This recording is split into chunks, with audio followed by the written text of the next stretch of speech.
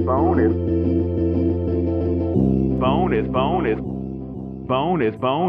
Welcome to Last Weekly, where we talk, laugh, and sometimes bitch about the highs and lows of the past week. Except this week, because we're giving you an all-new Last Weekly Backstage Extra. Only Backstage. Where you get to hear what we discuss right before we record the next episode of the show. All right, guys, a lot has happened in the last couple of days. We lost two big people. We lost DMX and we lost the Queen's husband. At least according to The Crown, it was her husband. So what do you guys think about what's happening? Danger. Oh man, I laugh, but that's probably not the best lead into this, but for a moment you just sounded like a rapper. You're like, danger. So that was very DMX of you. Wow, DMX, like nobody saw that coming. That's insane. And people are really being impacted by it. And you know, I when I heard this, I was like, oh, like how does this happen? Like you're 50. I didn't even know he was that old, to be very honest with you. It's really young. It's just I feel like it's so young. And I wonder if, you know, his addiction and his drug use have something to do with his weakened heart. And I mean, anybody can have a heart attack, but I'm just curious if.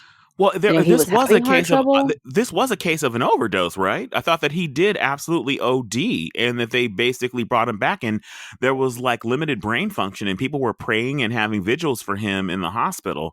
And what makes it sad is right before the pandemic, apparently he had been through some kind of rehab or something like that, and he was apparently in a very good place, and he had performed live, and he was talking. There's people been sharing videos of him talking about, you know, going through the fire and where he was and how he was in a good place. But apparently the pandemic was like, for a lot of us, he had a really hard time during the pandemic, and apparently his sobriety kind of took a hit during these tough times we've all been living through for the past year plus, and now he's gone. And so his music moved a lot of people. I'm going to be honest. I could not name a DMX song to save my life, but I knew him via being on TMZ all the time. They would show all of his different mug shots and that kind of thing. And so I knew him for more of the drama of his life than his actual music, sad to say. You know, X Gonna Give It To You. You know that song. I guess I could pretend like I do, but what? Get at me, dog, or stop, drop, open up shop. Like, you have to know some of these songs, Kevin. Come on. Yeah, those are all my favorites. X Gonna Give It To You, 1998.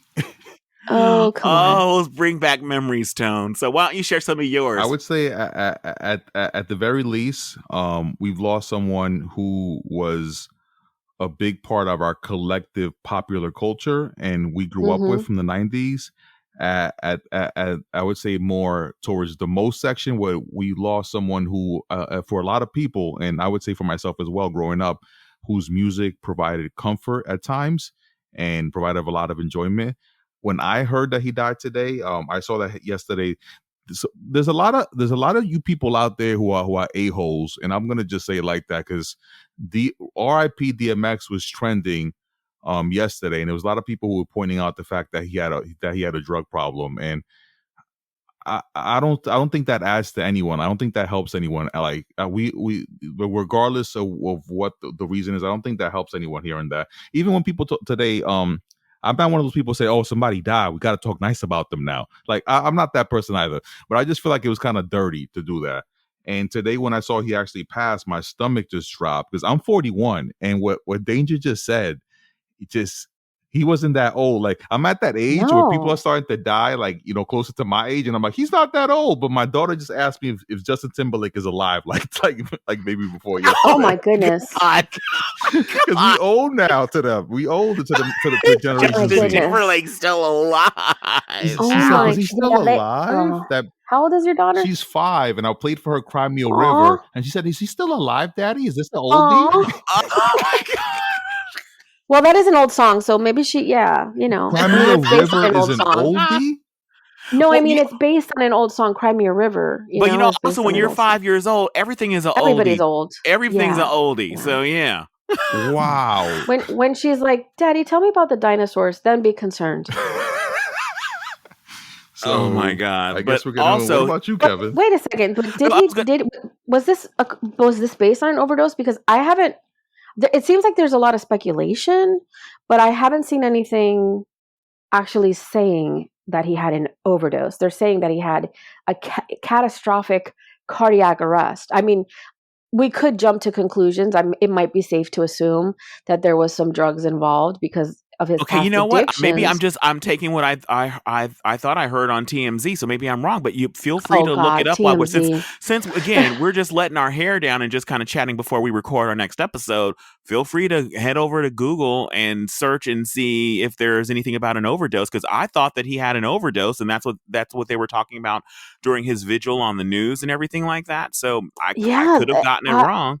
I've looked and I see a lot of speculation, but I don't really see anything Well, definitive. we're recording this on Friday, April 9th, so more information will come out. There will be an For autopsy, sure. I'm absolutely sure. So whatever the speculation is, it'll be cleared up soon. But I will be shocked It's if just drugs crazy. had nothing to do with this. And as far as making fun of it or talking about it as if it's different if he died of a drug overdose, that's an addiction. It's a disease like any other. So if we're not going to laugh when somebody dies of cancer, we shouldn't laugh when someone dies of alcohol poisoning because they're an alcoholic, or somebody Yeah. died of a drug overdose. This is something that this person could not control. They couldn't get a handle on, and more power to the people that are able to get a handle on it and beat that back. But for those people who aren't able to, it doesn't make it any less of a loss for their family, their friends, for the Mhm. people who love them. So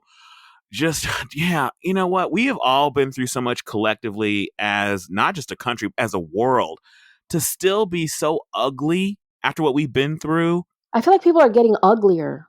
which is shocking to me. I feel like we should be kinder and I embracing each agree. other more. I don't understand why when I saw, like when we talked about in an episode or so ago, the Asian hate and seeing like Yeah. people push like an 80-year-old man down. I I can't fathom the depth of the brokenness of the Mm. souls of people like that. I don't know what it's going to take. You already know how I feel about the former president and how he tapped in to just this Mm-hmm. deep well of hatred and resentment and racism that was always bubbling beneath the surface.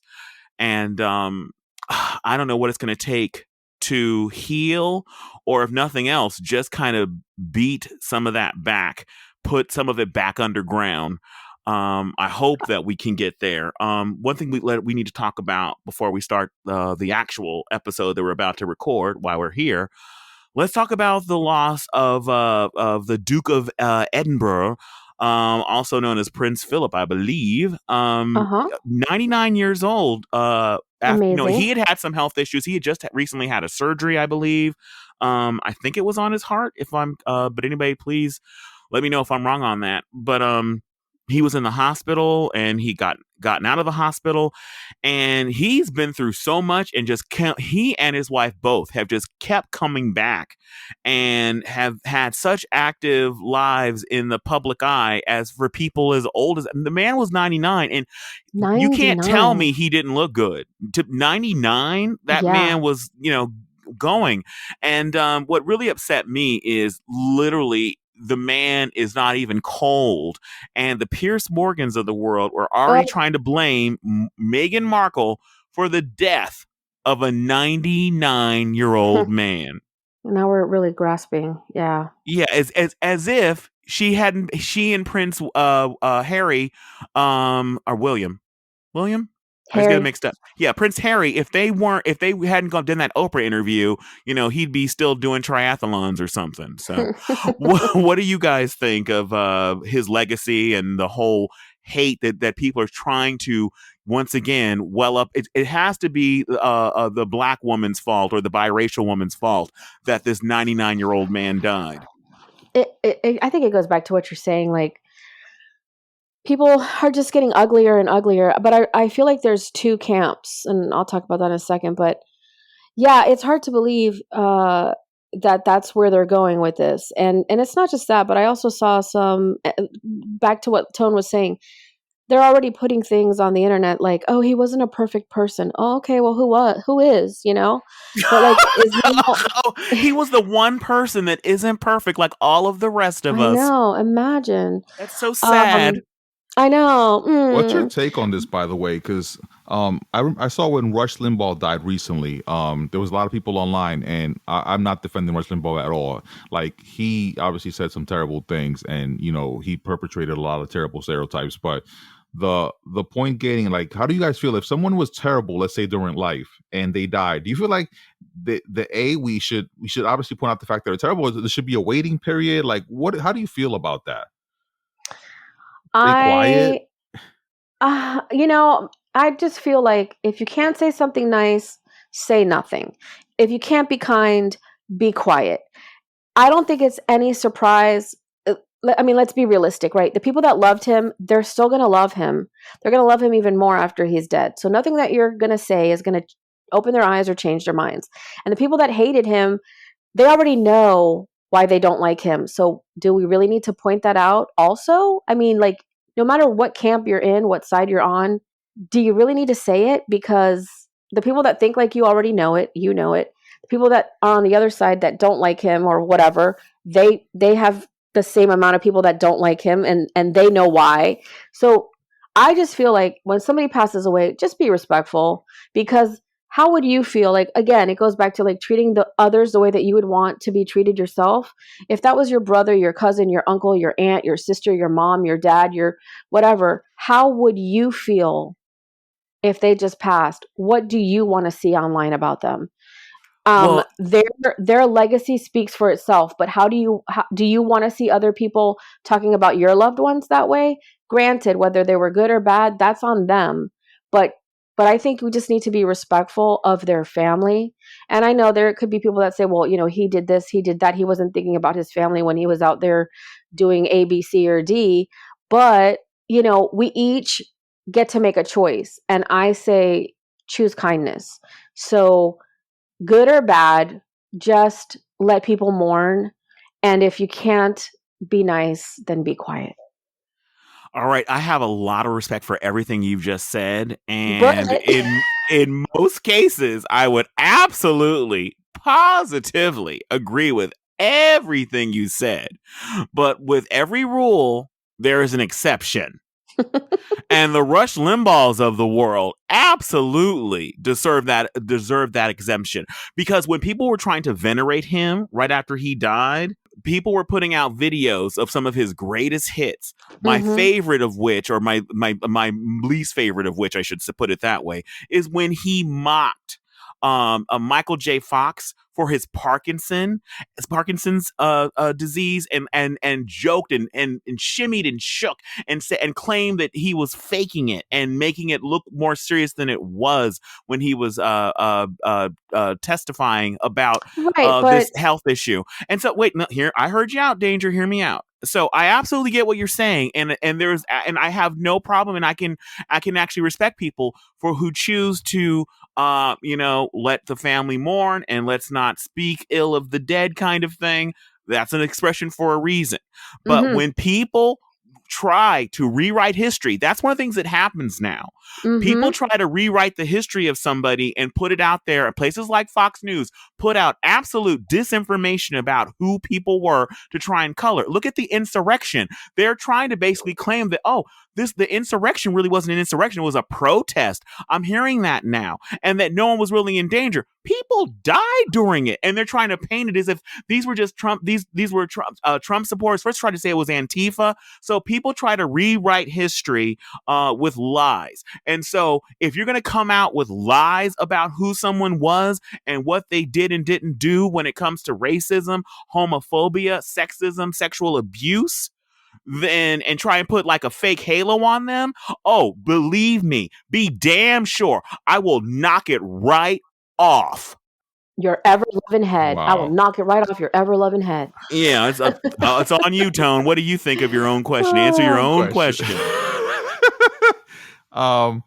I'll just be honest and say, you know what? I don't know. I really don't know what the answer is. I've felt sometimes certain ways when I heard someone die. For example, I was in my bathroom. I live in New York, and I live in a building. For those who don't know, and obviously we have incredible density here. So I'm in my bathroom one Sunday night, and I remember like cheering and fireworks in my bathroom.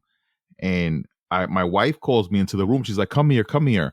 I go into the room and I see probably the most sophisticated, well put together president in my life saying that he has killed Osama bin Laden. And I just remember people cheering. There was people celebrating in front of the White House. And I'm in New York. Like New York was, I don't even have to put it in words like what 9/11 means to New York City. And Mm-hmm. at that moment, I'm not gonna say I felt joy, but I felt like, yeah, justice. Like there was like a feeling over me, and I always Yeah. look back at that and say, like, was that the right thing to feel? And I don't know. I honestly don't know I don't know if it's right to point out the fact that people are horrible. I think it's right to point out that people are horrible, but I don't know if at that moment should you celebrate. But I know it's just, sometimes it's just human. Like if someone that you hate or someone's done something terrible to you, I think it's just Mm-hmm. human to feel that way. I just don't know if it's human to go online and say it. Yeah. Well, and then also, what you say is archived, basically. But I just feel like I totally get what you're saying, Kevin. I totally understand that, with the lies and the baseless claims and things like that. And I can see where you would want to refute that. That makes sense. But so many times I have to say that, if I'm being honest, and people who followed me on Twitter, if you knew me when I first got on Twitter, you know the way that I behave now is completely different.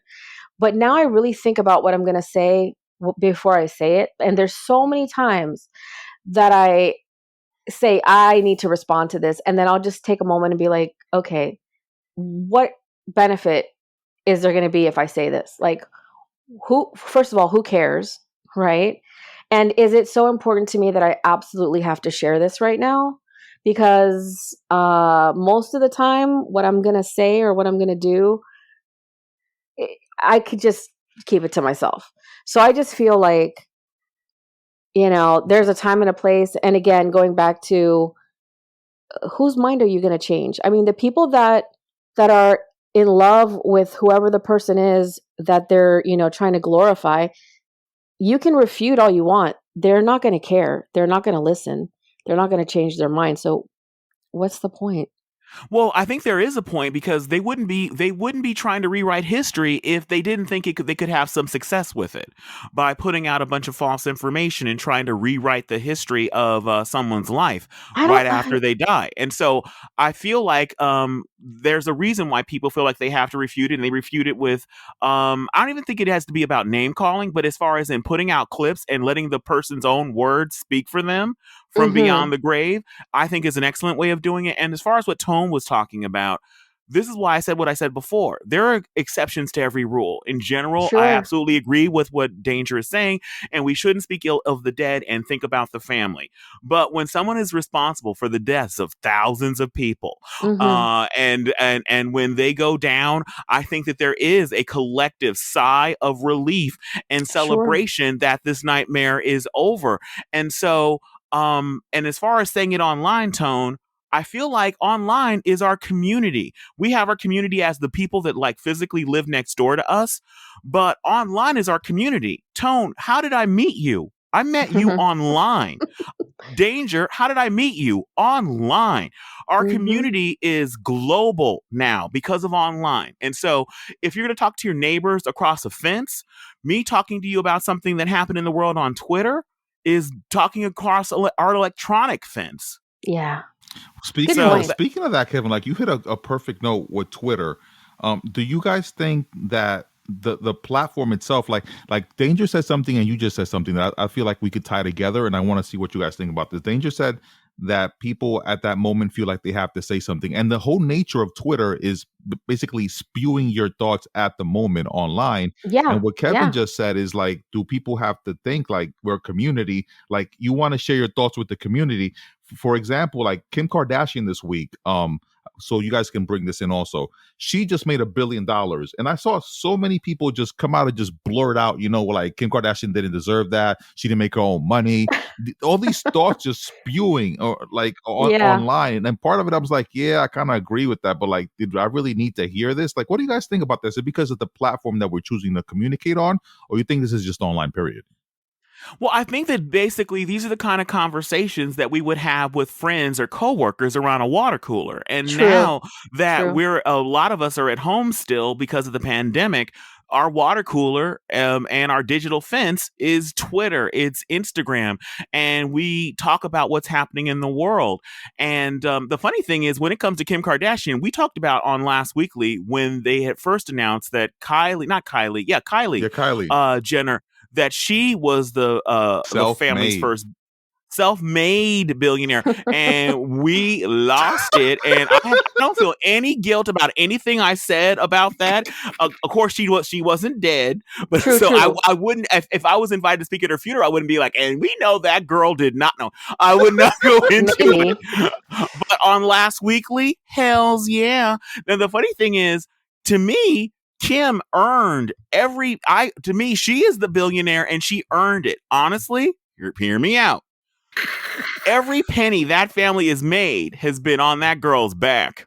Literally. Wow. Exactly. And so the idea that we can't give her credit for her, actually, that now Forbes is saying that she has reached billionaire status. Oh yeah, that girl earned that money. Have you seen Ray J? She earned it. Yeah. She earned it. I wouldn't say this on the regular show, but I will say this backstage. Only backstage. Only backstage. What's amazing about that though is that like he tried to throw her under the bus and she became a billionaire. Take that. She became the bus. Like and then she backed it up. Boom, boom.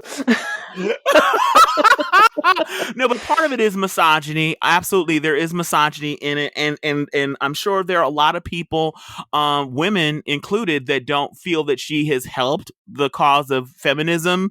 But she's done what she's done, and she has been. You can't deny the success. You can have a problem with the message she puts out into the world. You can have a problem with her choice in husbands. I think even she has a problem with her choice in husbands, which is why they're getting a divorce. Mm-hmm. So you can have lots of issues with her, but you can't deny the fact that they have been insanely successful.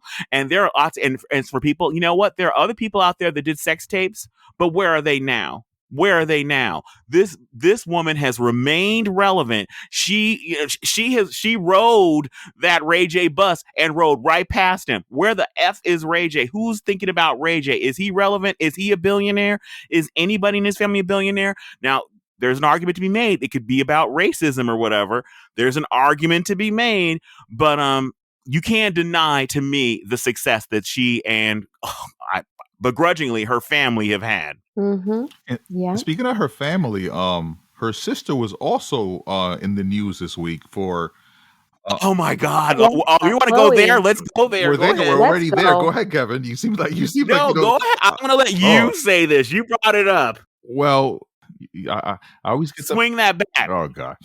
You put the ball on the tee. I feel like we're in TMZ now. No, but speaking interestingly enough, like Kim Kardashian and her family, just to connect the dots here, they've made a living off of selling their image, selling their likeness, selling their lifestyle to people. Be it from Spanx? That's what the Kim Kardashian calls that skin tights. Skims. Because remember, initially they were called kimonos, and then people were like, "You're appropriating, miss," and she was like, "All right," and so she retooled and came back with Skims. So Kim Kardashian's sister Khloe, who has had I would say like a rebranding online because she's changed her image a lot and the way that she represents Yeah. herself a lot. Rebranding Be kind, Kevin. online and at the doctor's office. Thank you very much. That's what we have Kevin here. So she's changed the way she looks a lot, and she's been very, just like all the other Kardashians, she's very protective of her image. And turns out that one of her assistants posted a picture that she was in, and this is like a fully clothed picture, just a picture of her in a social event in a private moment with some friends. The picture got out there into the internet, and apparently they're saying that she was not happy with the way she viewed in this picture, and they tried to basically remove this picture from online. And what people have been doing is that they've been sharing the picture more. And so the part of the conversation is people are saying it's kind of like hypocritical to want to remove this picture in which, you know, she appears to be fully clothed and just hanging out with some friends, you know, but in a private setting with her friends. And every image that she's showed so far in her rebranding, and because she changed her image so much, is her looking so polished and different. And people are saying that she should let that other picture out there in the wild because it gives young girls and women a view that she's complete. You know, she's also a normal person, and that they don't have to aspire to her maybe image. Your thoughts? What you call polished, I call filtered. Okay, and the other thing is, I haven't seen the image you're talking about. I thought there was another image because I heard on a show about this whole controversy and the fact that she didn't like a particular photo, and they said because she doesn't like it, they weren't going to post it on the show. They didn't show it on the television show, and so I searched for it to see, well, what was all this? Why is this a story? And the picture that came up for me on Google was her in a swimsuit, and there was a picture that was unflattering, and it was a recent photo. So I haven't even seen the one you're talking about, but her stance is she believes that anybody should have the right. She's not saying just her, but conveniently, she's saying, oh, all people should have the right, if they don't like a picture, if they think it's not flattering, to have it be taken off the internet. So does that seem remotely feasible to anybody? And what's crazy to me is there are so many airbrushed, filtered photos of them. They can put out the image that they want to portray to the world when they're selling their cosmetics and all their different things, which, again, just from my perspective as a man, I don't understand why anybody wants to buy makeup from somebody who every time they go to a doctor to get operated on says that makeup will not fix this, and then I'm going to buy makeup from you. All I would buy from you is a referral to the surgeon that you used, because maybe that'll help me to look more like you. But your makeup isn't doing the job, because if it did, you wouldn't keep getting cut on. Or the poo-poo shakes. I don't even know what that means, and I'm afraid to ask. Have you know anything about this, Dayngr? Have you seen anything about this story? Oh, yes. Yeah, I saw the picture, and I do believe it's the picture of her in the bathing suit. That's what I thought it was. It's not her at a family, like a friend's gathering. She's in a bathing suit. I didn't look for the image because I in my crazy mind, if somebody doesn't want to see you, my personal take really quick is if somebody doesn't want me to see an image, I don't think I should go looking for it. But go ahead, Dayngr. She's in a bathing suit? Yeah, I mean, she's in a bathing suit, and I mean, she looks fine. She looks like a normal person, like everybody else.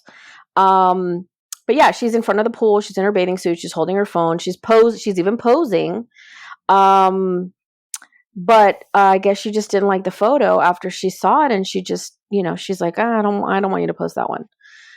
Because of course, she doesn't look super tan, and her hair is not done. It's just in a ponytail, and you can see it's imperfect. It hasn't been airbrushed. I feel like she doesn't have some kind of like you mentioned airbrush, but I think the other sister must use some kind of body makeup, because almost they don't look like they have any pores, or their skin doesn't look like human skin. It looks almost like some kind of plastic, or like it's been spray painted. And I think in the photo, she has regular human skin, and and so the light is hitting her in a certain way, and you can see quote unquote imperfections that any person would have. And first of all, her body is amazing. Absolutely. You can't deny the squats, the working out, the crunches, the Nestle's crunches. No, just kidding. All the work that she does to have that body. You can't deny it in that photo or any other photo. So I feel bad that she feels bad about it. And the sad part I think about when it comes to her is a lot of people, Khloe was their Kardashian. She was quote unquote the people's Kardashian, right? Because she seemed to like she was one of us. Yeah, she seemed to be immune to all of the beauty bullshit that oops. That's right. Oh, wait a minute. This really is Backstage. The beauty BS. The beauty BS. Let's coin that term. Danger, don't have your kids listen to this episode. Anyway, it's okay. She seemed immune to the beauty BS that her sisters seemed to be fully engulfed in, and she was just like, I'm just me. I'm just moving through the world, being my fabulous self, and I'm not going to pay attention to what everybody else is doing and trying to hold myself up to some impossible beauty standard. And then all of a sudden, she was like, you know what I'm going to do? Hold myself to an impossible beauty standard and get mad if anybody releases a photo where I am not living up to that artificial standard. Yeah, which is super sad. That pardon my language. Oh yeah, when Beyonce tried to take back that picture. Yeah. Yeah. And also there was times when Beyonce fell in one of her concerts and she tried to get people to take that off the internet, of her falling. So speaking of falling, did you guys see the picture of POTUS falling up the stairs? Get on the plane? Yes, how could you not see it? Because Fox News had it on in a 24-hour loop. Yes. Your thoughts? Did you? Because they're making it seem like he has a problem. Where I just see these are slippery stairs, and the man's 78, 75. And it was crazy windy. So yeah. And also these are the same exact people. What bugs me about this is just, can you even try to feign some kind of consistency? These are the same people. Remember when Donald Trump could not hold a glass to drink water with one hand? They like nothing to see here. When he couldn't pronounce, when he was slurring his words, he's fine. He's fine. When he needed to walk down a ramp, like he was walking down this gentle sloping ramp, and he was walking down it like he was 165, and like, oh, nothing to see here. And then we see the current president. See, something's wrong with me, Fox News. Joe Biden tripping, walking up some stairs, and just like, oh, this means he's not fit to be president, is absolutely ridiculous. Try to feign some consistency, at least, if you're not going to be consistent. So two things that Fox News loves airing is Joe Biden's dog attacking someone, like biting, like this. Oh my God. This story about the dog biting somebody, they will not, you know what they are, Tone? They're a dog with a bone.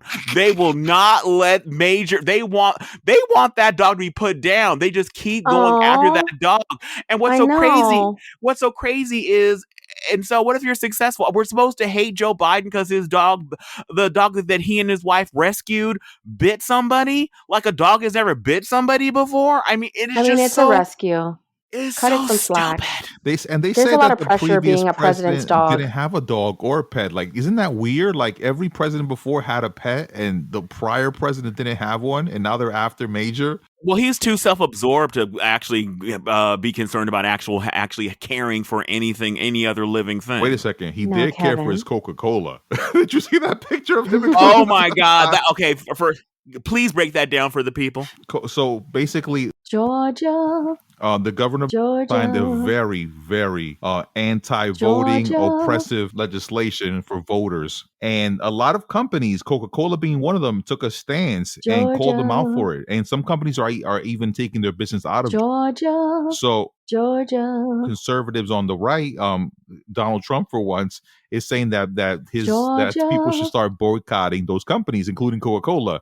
But what's funny is that he shared an image recently, and in the image, these people are like sleuths. Like they take apart everything. You find a Coca-Cola bottle, what appears to be a Coca-Cola bottle, hidden behind some things on his desk. So he says boycott Coca-Cola, but he can't even stop drinking Coca-Cola. Well, that's one thing. Why would anybody think anything that Trump is asking his supporters to do, that he would ever do anything he asks his supporters to do? for some reason, everybody has collective amnesia. Do you remember one of the things when he was running for president the first time? He was saying, "I'm a billionaire. I don't need anybody's money. That's why you should vote for me, because I'm not a special interest. I can't be bought. No one's paying for my campaign." And then he basically said, "Oh, and by the way, all you senior citizens out there, give me your Social Security check so I can run for president to protect you." It's just like, wait a minute. I thought the reason why we were supposed to support you because you didn't need our money, but now you're asking for money. Patriots. Absolutely. Yeah, absolutely disgusting, asking quote unquote patriots to give him money. It was a scam from the start. His running for president was a scam that shocked him that he actually won. And he grifted the biggest grift of any grifter in the history of time. And That's a lot of grifting. yeah, and so why would you think that he would hold anybody to hold himself to the same standard he asked his supporters to be held to? Absolute stupidity. One thing I do want to say would really bug me about this story. Now, Mitch McConnell was also saying publicly that he wants companies like Coca-Cola and all these corporations to stay out of politics because they're the ones that are taking a stand against these Jim Crow voting laws that states like Georgia are trying to put forward. And he goes, but my favorite part about it is this. After he made that strong stance, he goes, "Oh, but we still want you to donate money." So, oh, wait, you can be in politics as long as you're on our side. When you're not on our side, it's the same thing they always do with celebrities. Shut up and dribble. Nothing aggravates Republicans more than the elites on the left and the right coast of the country, until one of those elites, Scott Baio, is on their side and they can't put him on TV enough. And when a basketball player says something they don't like, what do they say? Shut up and dribble. But then when some Republican football player says something, then they're all like, "Let him speak. He's an American. Let him share his thoughts." So again, can you even feign consistency? Kevin, no disrespect to Scott Baio, but I don't think anyone's referred to him as an elite. He's a coastal elite.